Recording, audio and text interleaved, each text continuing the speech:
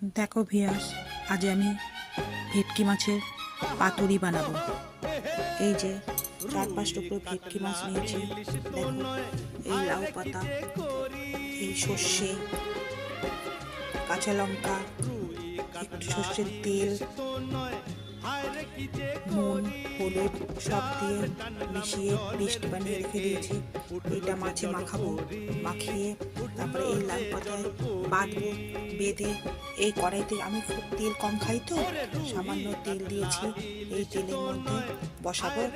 তারপরে করবার সময় তোমাদের দেখাবো। যদি আমার চ্যানেলটি ভালো লাগে, আমার রান্না ভালো লাগে, আমার চ্যানেলটা সাবস্ক্রাইব করবেন, আমার সঙ্গে থাকবেন, আমাকে খুব আনন্দ দেবেন। দেখো, আমি এই যে লাউ পাতার মধ্যে ভেটকি মাছগুলো মুড়িয়ে এই যে তৈরি করে রেখেছি, দেখছো?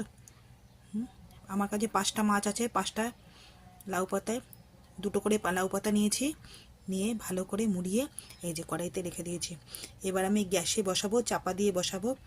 আস্তে আস্তে পাতুরিটা একটা দিক পুড়ে যাবে, পোড়া পোড়া মতো হবে, আবার উল্টে দিয়ে অন্য দিক করব। তোমাদের এনে পরে দেখাচ্ছি তৈরি করে। দেখো ভিউয়ার্স, আমার ভেটকি মাছের পাতুরি হয়ে গেছে।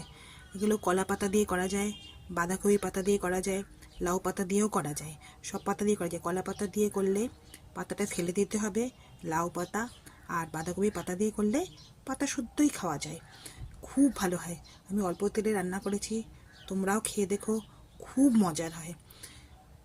আমার রান্নাটা ভালো লাগলে আমার চ্যানেলটা সাবস্ক্রাইব করো, প্লিজ প্লিজ প্লিজ, আমার সঙ্গে থেকো, প্লিজ প্লিজ প্লিজ সাবস্ক্রাইব করো, প্লিজ প্লিজ।